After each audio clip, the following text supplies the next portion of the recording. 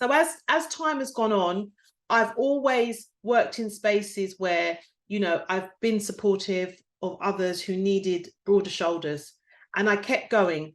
And, you know, I got very involved in the trade union, and subsequently, with the support of the trade union, a seat came available next door to where I grew up, and I went for that seat, and I became the Member of Parliament for Edmonton.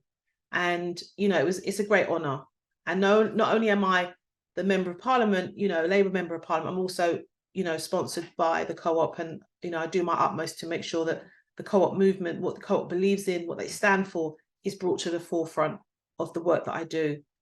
And, you know, for those of you that don't know, I studied international development, and now in Parliament, I sit on the International Development Select Committee. And, you know, that's my interest. It's always been my interest, to be actually honest with you. And it's a joy. I love it. It's hard work because, as you can see, there's been huge cutbacks on the aid budget. Within the cuts itself, the small amount of money that's left, the Home Office is spending on putting, you know, very vulnerable migrants into hotels, etc., and detention centres. And the data has come out, you know, they're spending up to £6 million a day on hotels, and they're not helping anyone. They're not doing the work they should be doing. And when I say they're not helping anyone, they're not processing applications. They're making it harder and harder. There is no safe routes for people to come here. So the work that I do in Parliament very much mirrors the work that I do outside, and my community has just expanded.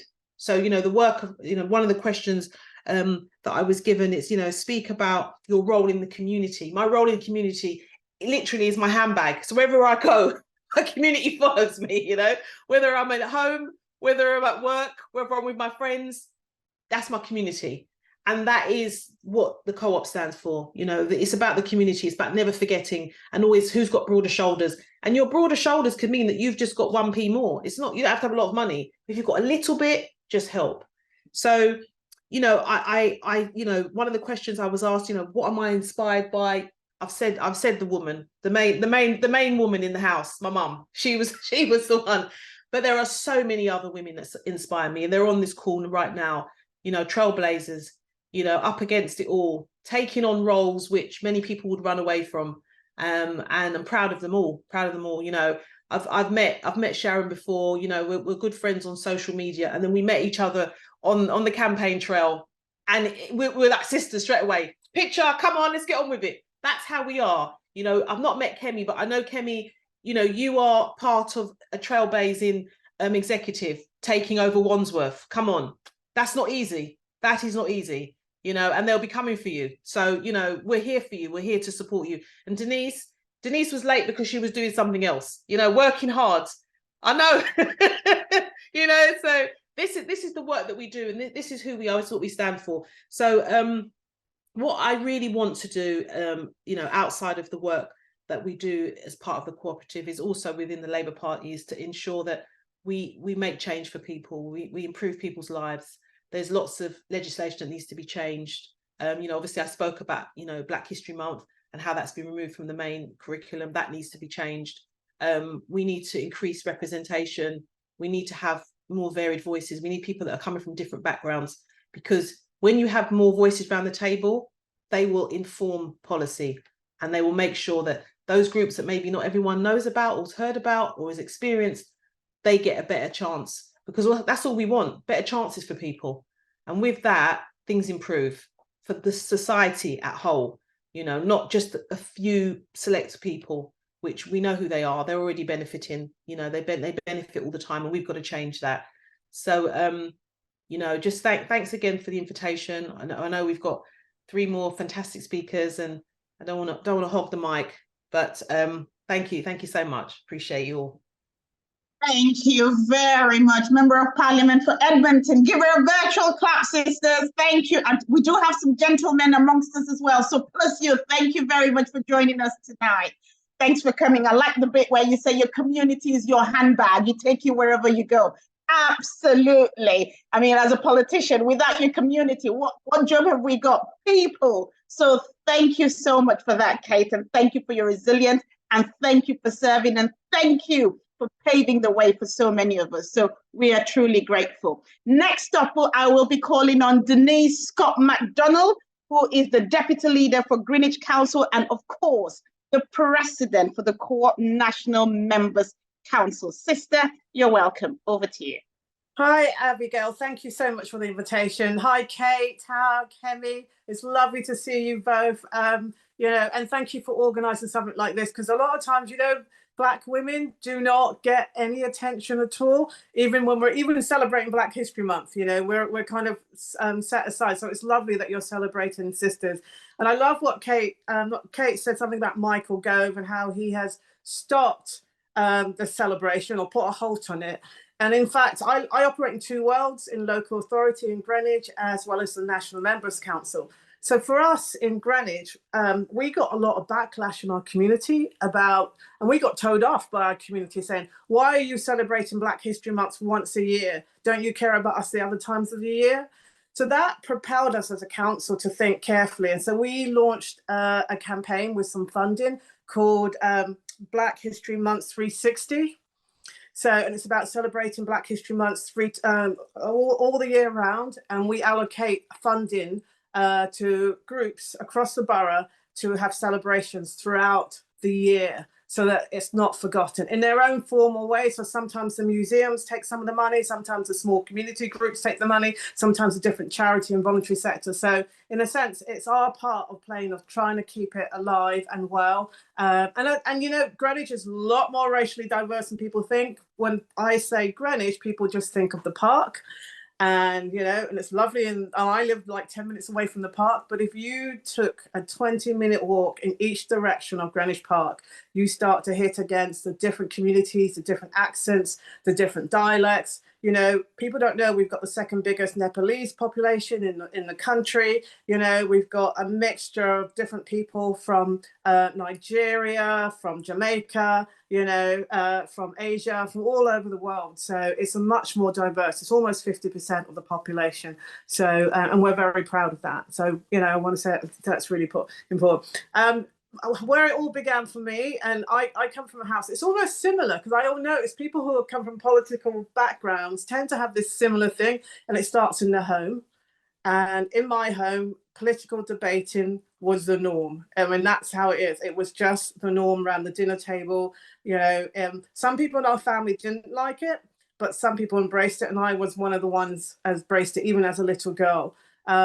And I thought it was really interesting, because I described my mum and dad as two very different people. So my dad and my uncles would debate politics around the table, especially Christmas time or family events. And me as a little girl, and as I grew up, I'd be right there with them, arguing things to do with Cllr in Jamaica and Margaret Thatcher and all that sort of stuff.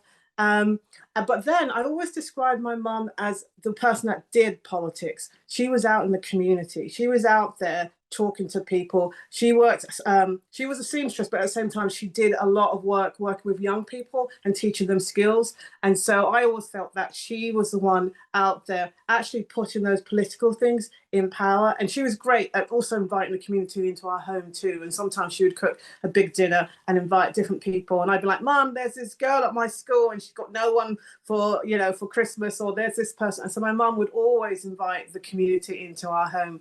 But for me, when I saw close up the debating side and and arguing your point and holding your point, as well as going out there and serving your community and watching it close up, especially with my mum, you know, because my mum wasn't always articulate in terms of being political, but she did it because she really felt it was really important to transform your community one by one by one by one. And those things for me really, you know, made a deep impression on my life and helped me, I think, in both the worlds I operate in. So as a councillor, I became a councillor in 2014. Within a year of being a councillor, I was on the cabinet, and I've held various roles including regeneration and transport. And currently, I have health and adult social care.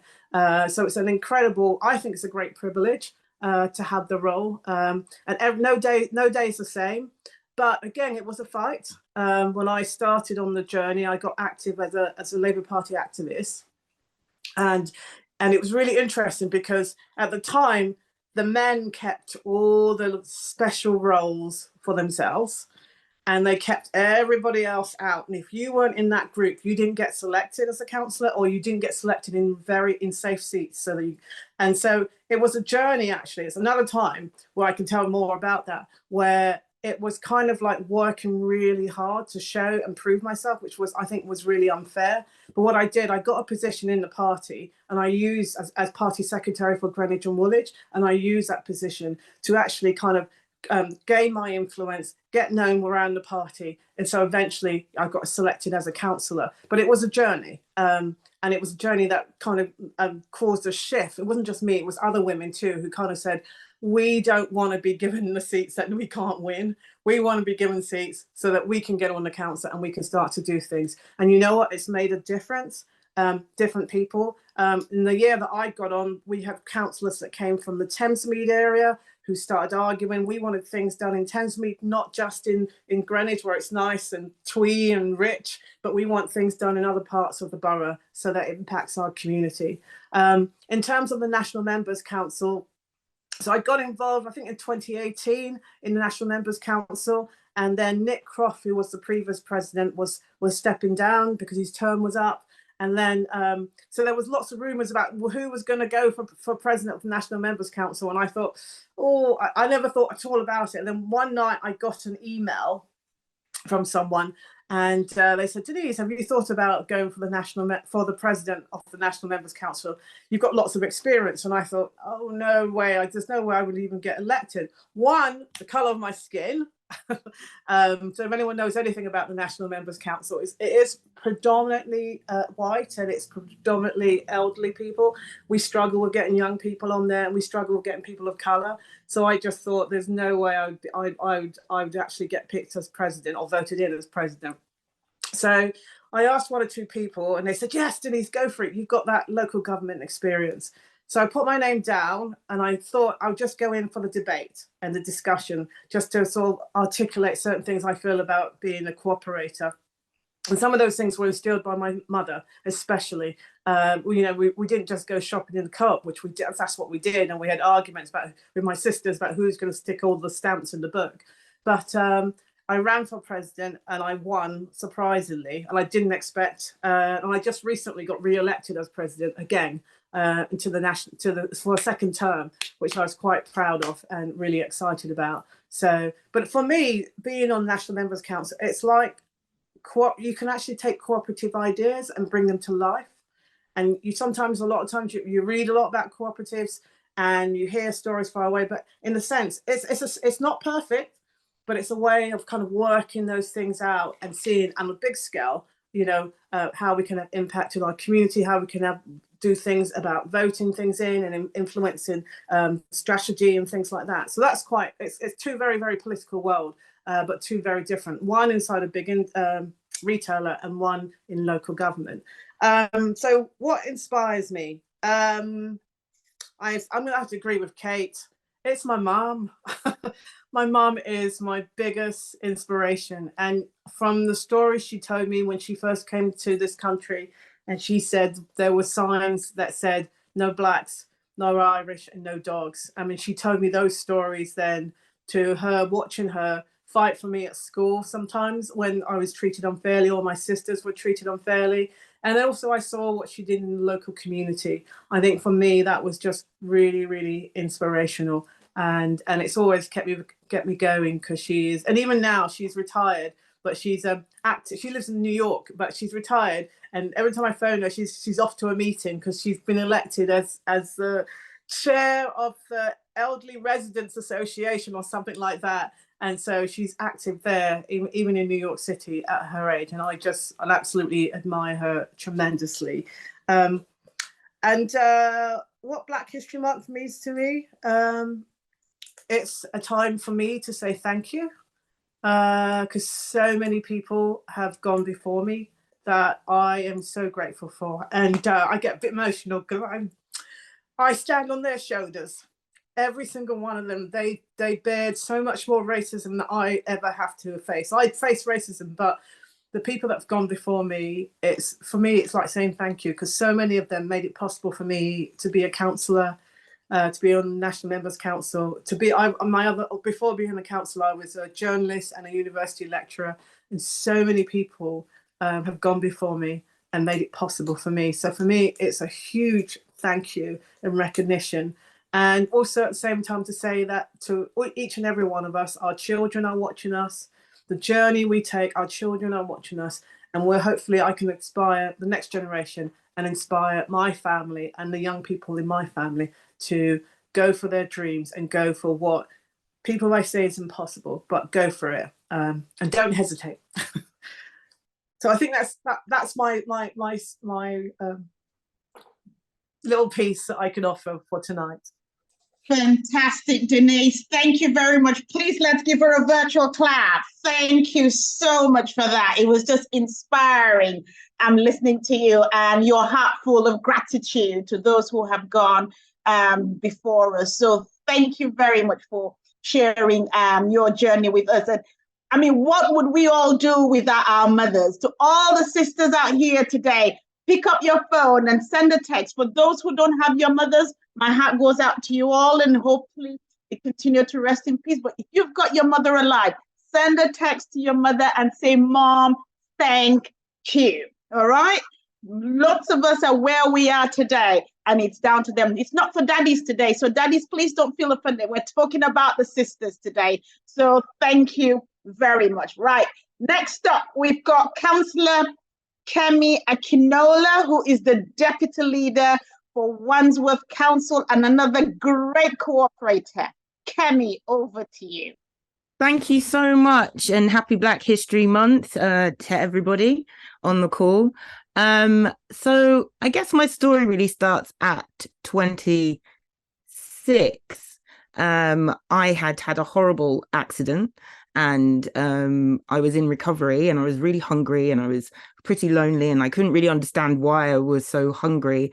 And it, became apparent I'd been hit by a car, and it became apparent that actually I had epilepsy, and it became apparent to me through that there was nowhere for people who weren't elderly, weren't disabled, weren't affected by mental ill health, to go just to recover and just to be around other people. That wasn't the pub. I wasn't allowed to drink, and wasn't something that was going to cost me a whole ton of money. So when I was a lot better, I decided to set up a charity called Be Enriched, to really just to have a place that people could go, have a nice meal, meet local people, maybe cook, maybe just sit and chat to people once a week. And it was a really fulfilling, and still going, by the way, 10 years this year. I'm very proud. And it was really just, a good way for me to give back, a good way for me to provide something that wasn't there for other people in my community. So I really came from a grassroots community background, and I was supporting a lot of other people. I mean, I started to have a very keen interest in food and the transformation that food can have on somebody's, well-being. Once your stomach is full, you feel able to really conquer the world. If you're feeling hungry, that's all that's on your mind. And I mean, I think that's quite relevant for today, because I'm sure there are millions of people who are going hungry every day, courtesy of, the Conservative government and austerity and all the foolishness that they're getting on with. So anyway, I could waffle on about that for a while, and I'm sure everyone on this call would agree. But at that time, it wasn't as big in the press and it wasn't as big an issue for a lot of the UK as it is now. So I developed quite an interest in food, and I really started to campaign around food poverty and hunger. And I had a degree in architecture. No one was interested in what I had to say. And that was frustrating. I realized, even if I had 8 years of working in this arena, unless I had a PhD or I became a politician, no one was going to listen to what I had to say. Literally the choice. I applied for a PhD, and I also applied to be a councillor. well, May came first, and I won the election in 2018, and it was amazing. I knew that I was going to win because I put in the work. I met people in my community. I was feeding people in my community. I was involved in as many like community groups as I possibly could. This was way before I even decided to become a politician. I was just anyone that would listen to me, I was going to talk to them and be involved in it. I backed myself where a lot of people didn't, including my at that time partner. We're not together anymore. Can you believe it? Yes, you can. I backed myself and won the election. And I was listening to what some of the other ladies were saying, and I have never been a backbencher in my group. And I believe this is because there wasn't much diversity. In fact, zero diversity in the whole of the council. So when I was elected, I was immediately placed in as part of the shadow cabinet. I'm a councillor in Wandsworth. Hopefully you remember that we won the election after 48 years of Tory iron fist. Yes, thank you. So I was a shadow cabinet member for a good for 4 years, which is awful. And now we're in power, and I'm the deputy leader, and I'm the cabinet member for voluntary sector business and voluntary sector business and culture, which is amazing. So I still have a really big focus, and I really am focused on food. So what we were asked, like, who inspired us, and I have to say, like, Professor Tim Lang, if you don't know him, he's amazing. He is one of my heroes. He was one of those people who was going around the world saying, we have a food crisis at hand. He is a professor, so people were listening to him. But as you will all remember, it wasn't until Marcus Rashford had his campaign that actually the government did anything. So maybe I should have become a footballer instead. So I've had the pleasure of working with him this year, which is really exciting because he's just amazing. But, in my role as deputy leader, I was able to bring him into the council, use his expertise to really push through some changes. Well, that's happening at the moment, push through changes and policies that will really support a lot of, almost 500,000 people across our borough of Wandsworth. And the other person that really inspires me was Tina Turner. She still does inspire me, I have to say that, because she struggled, and every time she struggled, she pushed through. And when I feel like I don't want to do this anymore, this is too hard, I just think of what she did. I think of how she pushed through. I think of how of the heights that she reached, and I'm definitely totally in awe of her. I use my position as not only deputy leader of Wandsworth Council, but I'm also chair of the Co-operative Women's Network. And we are looking at other ways that aren't just elected ways of women being involved in politics. There are some parts of the UK where you actually can't stand as a Labour anything. So being involved in the Co-operative Party is like a way that they can be involved in influencing policy. I was being able to bring in Black History 365. So I know you said 360, like around the world. We've gone with every day of the year, 365 in the council, which is a big change because I know that prior to mine and Councillor Maurice's election, they had abolished Black History Month and called it Diversity Month, and then not celebrated any Black history at all within that month. And now we've changed it back, thank goodness. And other things that have changed, and this is interesting because I can see somebody here on Zoom with the Honourable Diane Abbott on there. Like when we first started using Zoom at the beginning of the pandemic, my face disappeared in the background, and look how things have changed already. Like when we use Zoom and when we use Teams, my face is still there. I don't disappear into the background. So these are some of the things that I've seen change overall. And what do I appreciate about Black History Month? For me, it's a time when I can stop being humble and apologetic, and I can congratulate my sisters and brothers legit without criticism. I know it should be all the time, but we do still have some way to go. So this is my story. I hope it's inspired some of you, and happy Black History Month. Fantastic. Thank you very, very much, Kemi. Please give her a virtual hand of applause. That's wonderful. And I do know one of our huge campaigns in the Co-operative Party on food justice. I do know Kemi is a front runner when it comes to that, which is also something I am really passionate about. And I remember when she said, I feed them. So if you want to win election, make sure you feed people, all right? That works. As Black sisters, food is so important to us. In my home, definitely, the spread, and we make sure that not just in our homes, but in our communities, that nobody should go hungry. And we should always ensure that food is affordable, it's nutritious, and it's most importantly, accessible. So thank you very much for that, Kemi. Truly appreciate it. Right. Last speaker coming up is no other person than my other sister and friend, Councillor Sharon Thompson, Deputy Leader for Birmingham Council. Give her a virtual hand of applause as she comes in. Thank you, Sharon. Thank you very much, Abigail. And it's great to be here with so many people on the screen celebrating Black History Month. And it's so important. So I want you to all give everybody a round of applause, actually, to honour the ones that are here and the ones that are not on the screen today, because there are so many sisters worth saluting across the cooperative movement, the labour movement, but in local communities as well, who often don't get a shout out. So I think that's really important. I never came from a typically political family at home, I have to say. We didn't really talk about politics around the table.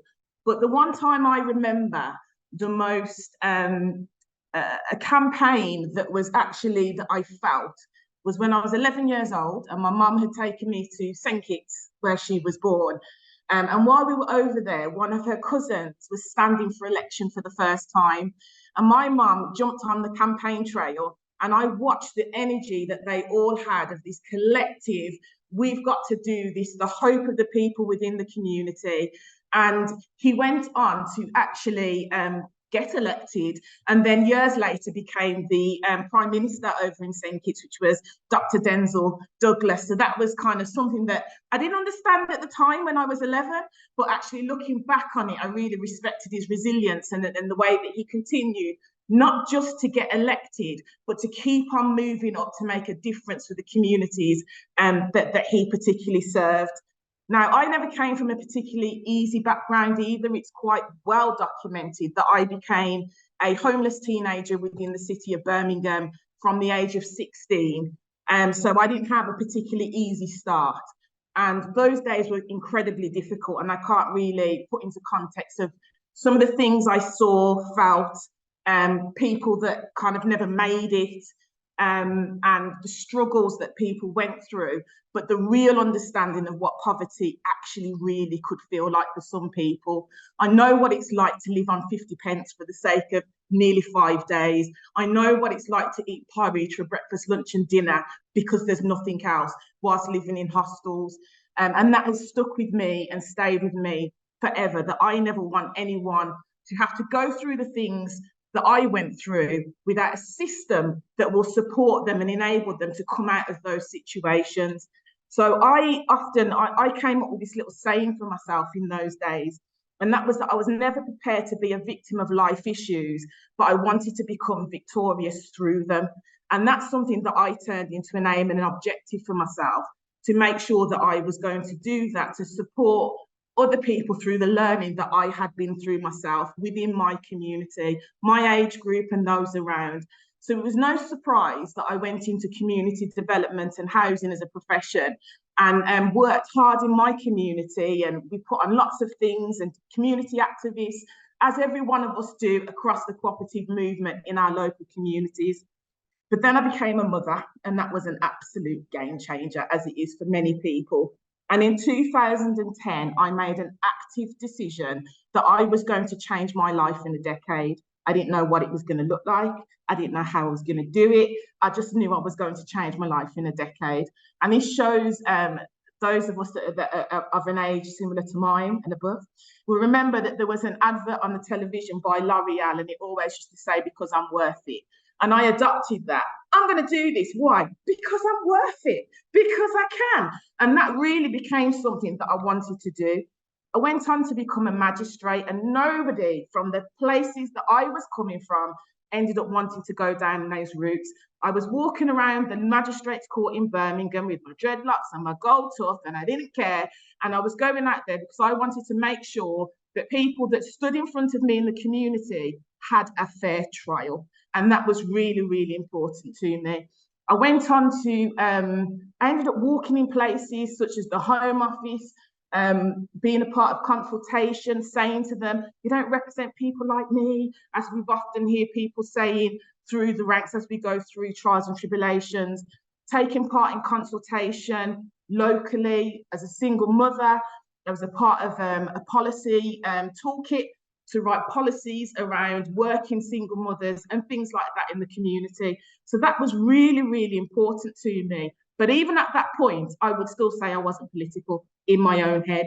So I think that was really important. And I think it's important that we step out and do these things and stretch ourselves and go that little bit extra. So moving on from that, I got to the point where I realized we could do so much in the community as an activist, but there was another level that we needed to really hit. And actually, that's where I couldn't see where the representation really sat. And I remember having a debate with someone that I knew very well, complaining about nobody looking like me, talking like me, being in those spaces. And they said, well, put your money where your mouth is then, Shazza. Why don't you put yourself forward? And a lot of umming and ahhing, and I didn't want to put myself forward. I'd worked with the local authority for almost a decade. And eventually, as I saw cuts taking place, as I saw local government being decimated back then, people leaving, not being able to deliver services in the way that it was when I first came in, when there was a lot of funding around, I thought, you know what, I think I will support becoming more active within the Labour Party and try to help my friend to get elected. She didn't win the seat, but people then started to say, do you know what, why don't you put yourself forward to become a councillor? And I remember he was the previous leader of Birmingham City Council. He was the councillor in the ward that I was a community development worker. And I said to him, do you know what, mate, I don't really know what you do. And I don't know why I felt so brazen and bold to say that. But he said, you know what, shadow me then. And that made me realise and understand the importance of not just activism, but also aligning it to policy. And actually understanding that those that go to Parliament are legislators, and really trying to connect those things together. And just like Denise, I was elected in 2014 and was active within the group secretary. I became the first homelessness champion for the city. I went about trying to write a manifesto just on homelessness, pulling in other people that had different types of skills to me. So those that were good at policy, I was like, come on, get on board. I got an MP on board. I didn't mind if they tried to take the credit for it because I just wanted to get the job done. And I think that's the great thing about many of the people that I know from the Black community is the fact it's the resilience, it's the work ethic, and it's the desire. We just want to get things done because we know what hardship looks like in the community, and we know what good change should feel like, what we're striving towards. Once we'd got this manifesto, the leader said, now that you've done this, I think you need to find a way to implement it. And I went into the cabinet and became the cabinet member for housing. And those ethics have never stopped leaving me. And I think one of the important thing is, and I think anybody that's in the political space, particularly as an elected member, who is Black and particularly who's female, will say it is not an easy gig. It's not, it's incredibly challenging. And actually, you do need the sisterhood. It's important that you never criticise publicly or drag a sister publicly. That's just a no-no for me because it's hard enough being in the space as it is. But it's also that thing about being able to build up your allies. And I made sure that through courses that I went on, different groups that I was taking part in, that I was building the network and also making sure that there was allies in the space, that when they're doing things, I will big them up on social media, whether I've met you or not, and we can become friends and I will support you and I will be your cheerleader because that's so important. And also learning good practice from each other and being teachable in an effect. not thinking that you know it all or that we've got all the answers. So those are the things that were really important to me. And I think it's really important that I've learned many of those things from a number of people within the movement, outside the movement, but definitely within the Black community. The fact that somebody was willing to invest in me when I didn't have the belief or understanding to invest in myself or know where I was going.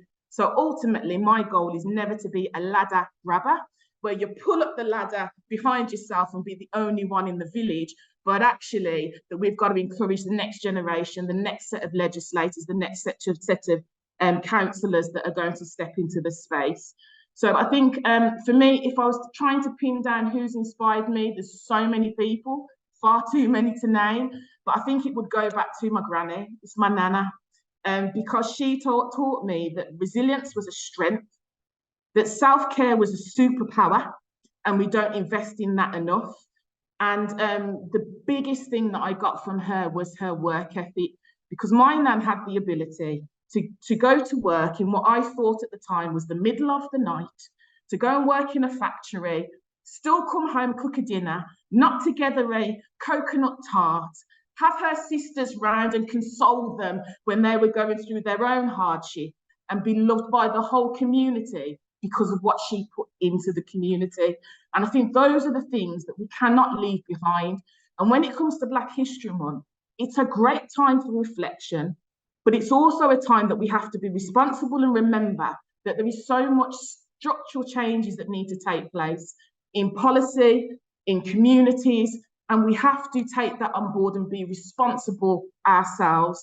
We often talk about those of the past and our forefathers and people that we know, but in 20 years' time, somebody is going to be looking back on this generation and the generation before. What is it that we're leaving behind? What is the story that we're leaving behind?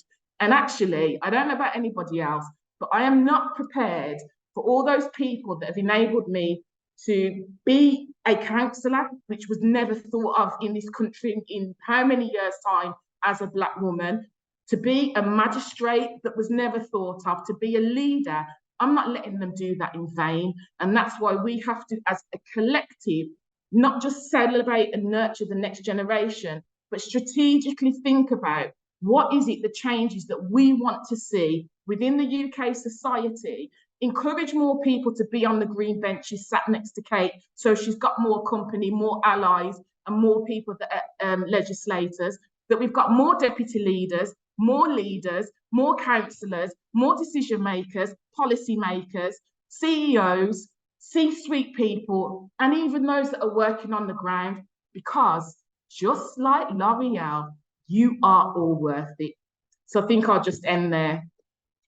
Fantastic. Please give her a huge virtual hand of applause. Thank you so much, Sharon, for being such an exemplar of resilience. You have clearly shown us that it's not how you start, but how you finish. And it's amazing how you've just wrapped it up nicely in terms of the legacy that we should be leaving behind, in terms of the change that we want to see, not just for today, but also for tomorrow. So I'm sure you all will agree with me that you have heard from some wonderful, wonderful sisters. Thank you, Denise. Thank you, Sharon. Thank you, Kemi. And thank you, Kate, for, just being there for us, being good leaders, being community heroes, being great allies, being just doing what you ought to do. And thank you for the shout out to your Nana, Sharon. So another huge shout out to all the Nanas who are here today, all our grandmothers who have also, helped raise our mothers, and our mothers have raised us. So this is me with all the fight about women and all of the fight about sisters. All my children are boys. So this is me trying so hard to get a girl, and it never happened. So I would share all the sisters with all of you. If you've got daughters, we owe them to continue to be good examples. We continue to hold their hands. We continue to be allies to each and every sister that's here, and do what you can to make sure when you see a sister down, you don't push her lower, you hold her hands and you keep going. So thank you all so much for sisters. Has anyone got any question for any of the speakers? I've got about 5 minutes for questions. You just need to put your virtual hand up and then we will ask you to unmute yourself and you can ask. Paul, I did see your hands. Was that a hand that you wanted to ask a question, or were you clapping from what you were hearing? Can you allow John to speak, please, Izzy? Thank you. Just, I was just applauding in every way, but I have put in a chat something I remember from the Martin Luther King 5 Foundation 20, 30 years ago, and that was, the theme was lifting as we rise, and I put, coupled with that, it's we, not me. And I want to applaud you all for lifting as you've risen, and about we, us, not just me. And that's true cooperative principles too. So thank you. Great. Thank you. Absolutely, Paul. Thank you very much for the we factor. Yeah, we continue to work as a group. We continue to work together. There is an African proverb: if you want to go fast, you go alone. But if you want to go far, you go together. So definitely, yes, sisterhood is very, very important. So thank you very much for that, Paul. Brahma, I know you, Brahma. Thank you, Abigail, and good evening, everybody. I just wanted to say, myself, in my capacity as co-chair of the BAME Cooperators Network Council, thank you very much to everyone for organising this event. Thank you, Abigail, for your chairing, and to everyone who spoke. It's Black History Month. It's great to celebrate, but as we've said, it shouldn't just be Black History Month. It should be all year round. Black history is British history. It's everyone's history. And, I'm glad to see a great attendance. So many inspiring words that I've heard, and, it's all stuff we can carry forward together as cooperators. Thank you very much. Thank you very much, Brahma. Thanks for your kind words. Truly appreciated. Councillor Kemi. Thanks. It was just on what what was said prior to Brahma about lifting up our sisters, and she's going to absolutely hate me for this, but my mentee, I've managed somehow to get a young person to shadow me at the council. She's on the call here, Ashley. I don't know how I've managed to do that. But you were talking about, not pulling up the ladder behind us, but actually reaching down and bringing the next set of legislators with us. And I think, I'm really happy. I'm really so impressed with her for a start. But secondly, that's exactly what I'm aiming to do. I want to bring the next set of young people who are going to make really amazing, fingers crossed, decisions moving forward along with us. Ashley, she sent a little heart. I heart you too. Beautiful. Thank you very much. And thank you, Kemi, for mentoring her. Where is Ashley? Can we see her? Are you here, Ashley? Yeah. That's what we sisters do. We put ourselves on the spot. Ashley, are you here? I'm here. She's typed and said, I'm here. She doesn't want to show her face. But thank you very much for joining us. You've got a great mentor. Thank you. Thank you.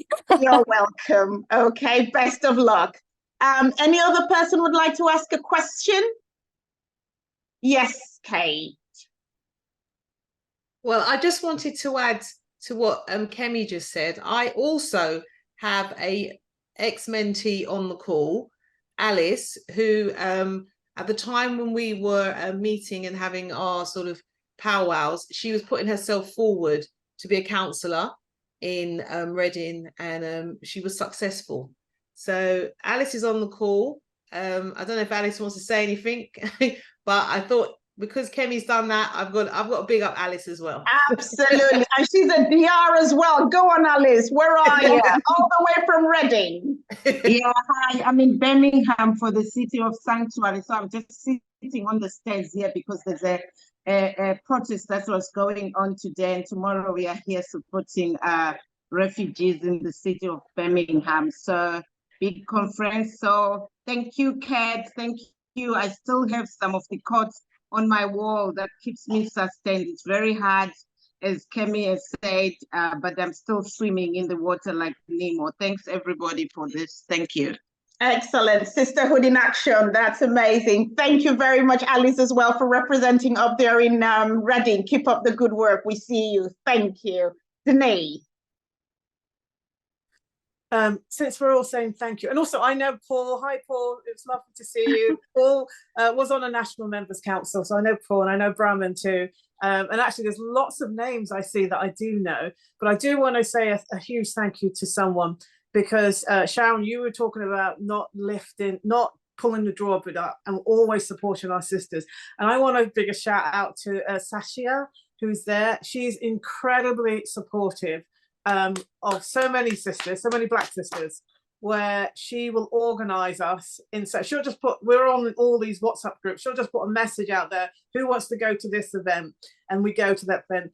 Sometimes she supports people who are running for seats, sometimes she supports people in all sorts of ways. And I know, she's put a love heart, she's not going to turn the screen on, but I do want to say a huge thank you. And she is such a model, because I have seen poor behavior, even from Black sisters and the Black community, and I've seen excellent and amazing behavior, which really uplifts, to Paul's point, that uplifts you and makes you go, oh my God, I've got to go higher, like Michelle Bummer. When they go low, you go higher. Absolutely. And I shout out to Sashia, she's absolutely amazing.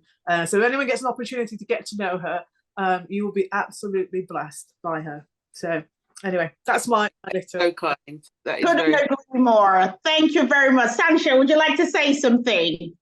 No, good evening. It's I know all of the sisters, but hearing your stories again, it's just so inspirational. And as we all know, as sisters in politics, I'm retired from it. You know, it's not easy to blaze that trail, and that's why it's so important for us to do whatever we're doing, whether you're a community activist or whether you're actually elected. We've just got to keep that fire burning. And as I think you said, Abigail, keep that ladder down. Never pull the ladder up behind you. Do that mentoring and do that shadowing, as all of us has done, because there needs to be more of us, and the more of us that are there with our voices, the stronger that we will become. So just keep going, all of the speakers and all of us here on this call tonight. Thank you. Absolutely. Thank you very much, Sancha. Sharon, you've got 30 seconds because I'm bang on 7 o'clock now. Well, other than saying thank you, I mean, Sancha, she's amazing, but I just want to say thank you to you, Abigail, for chairing it so well, for hosting us, and also you're so infectious in terms of your personality and everything else. I came onto this tired, and you kind of like lifted me up, sort of thing. So thank you. Thank you. And the co-op for putting this on for us this evening as well. Thank you. Thank you all so much for coming. And on behalf of the Co-operative Party, from the bottom of our hearts, we just want to say thank you. And to all the strong women out there, may we continue to know them, may we continue to be them, and most importantly, may we continue to raise them. Thank you all so much, and have a wonderful, wonderful evening. God bless you all. Take care. Thank you.